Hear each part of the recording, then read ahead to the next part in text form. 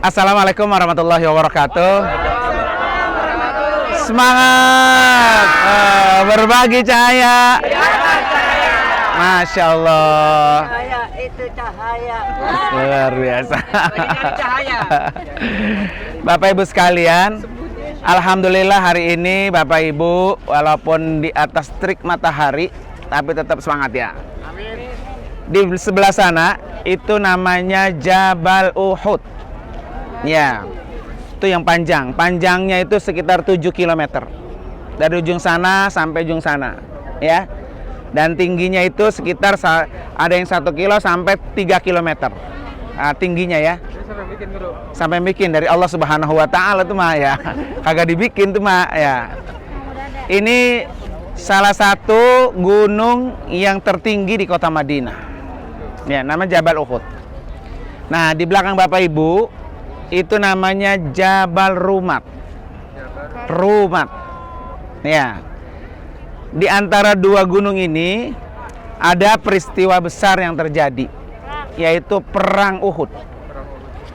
Perang Uhud ini adalah perang balas dendam karena kaum musyrikin waktu lagi di perang Badar mendapatkan kekalahan.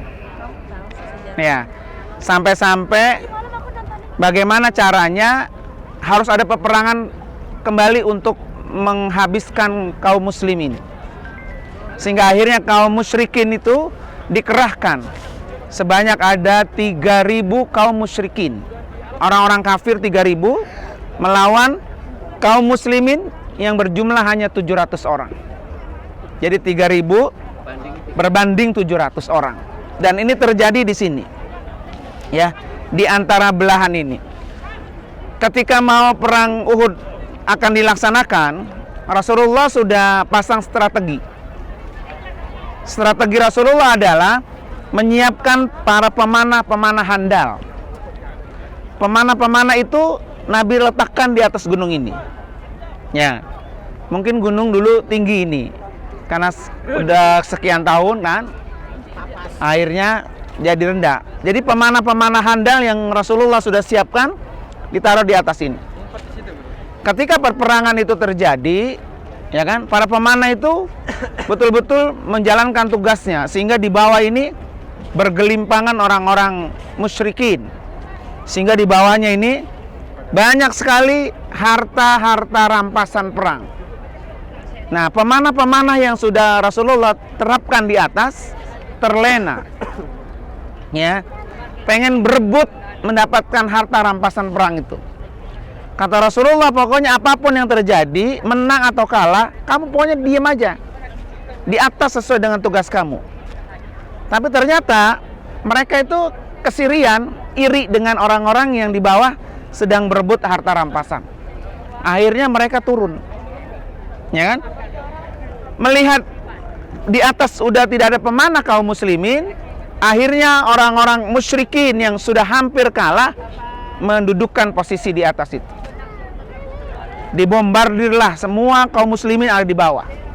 Sampai-sampai pamannya Rasulullah, Sayyidina Hamzah, wafat di sini. Hamzah itu memang sudah inceran. Karena disinilah Hamzah yang hatinya, jantungnya itu dibelah oleh Hindun sebagai balas dendam ketika perang di Badar itu mendapatkan kekalahan. Di sini Hamzah yang dicari-cari Hamzah. Bagaimana Hamzah supaya mati? Makanya ketika ketemu Hamzah, Hamzah ditangkap, kemudian dibelah lah, diambil dia punya jantung itu. Ya, maka beliaulah wafat dikuburkan di sini. Inilah kuburan Sayyidina Hamzah, paman Rasulullah Sallallahu Alaihi Wasallam. Dan sebanyak 70 kaum muslimin syuhada Uhud yang gugur di medan perang Uhud. Sampai-sampai Rasulullah mendapatkan kewalahan ya dalam memimpin perang sepanjang perperangan, ya peperangan ini, peperangan Uhud. Di sini peristiwa yang sangat berat buat kaum muslimin. Kaum muslimin mendapatkan kekalahan dan kekalahannya telak gitu ya. Karena kaum muslimin tidak mematuhi aturan yang sudah diatur oleh Rasulullah Sallallahu Alaihi Wasallam. Termasuk Mus'ab bin Umair. Nah, Mus'ab bin Umair salah satu sahabat Rasulullah pun dikuburkan di sini beserta 70 para syuhada yang gugur di medan perang itu.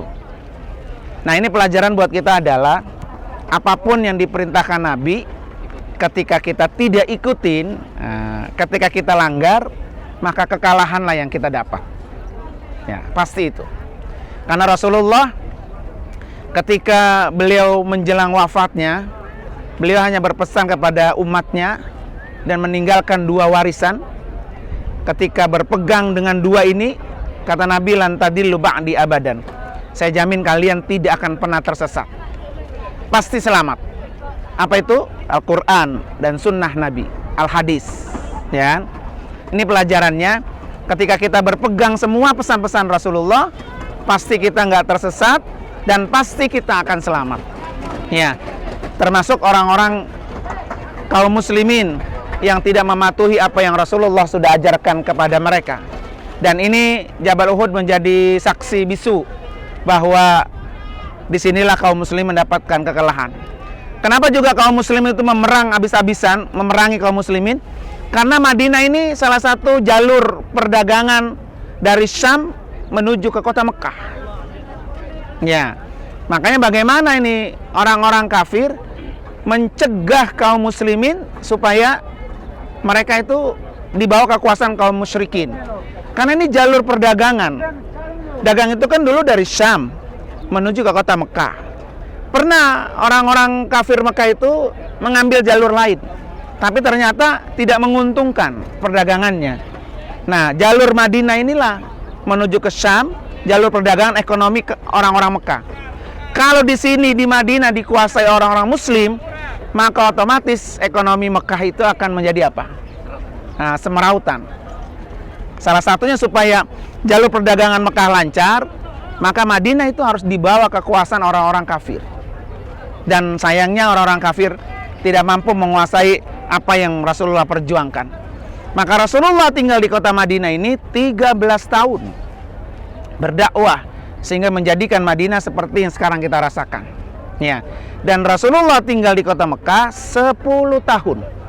Jadi perjuangan dakwah Nabi 23 tahun. Sambil sempurnanya rukun Islam atau Al-Quran sebagai undang-undang kaum muslimin. Dan penyempurnaan itu Allah sempurnakan ketika Rasulullah melakukan ibadah haji tahun 10 Hijriah. Dan itu terjadi di Jabal Rahmah saat kita kemarin berada di Arafah.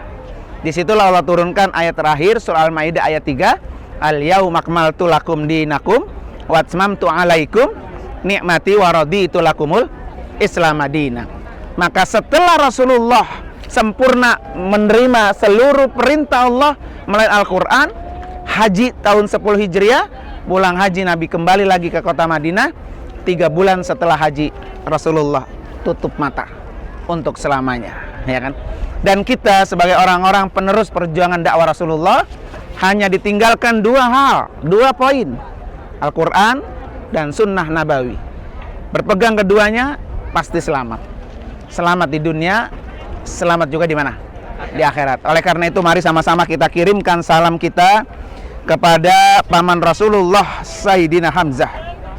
Ya, dengan datangnya kita di sini, kita memberikan kiriman doa buat mereka-mereka para syuhada yang berada di depan kita ini, kuburan kobernya para syuhada Uhud.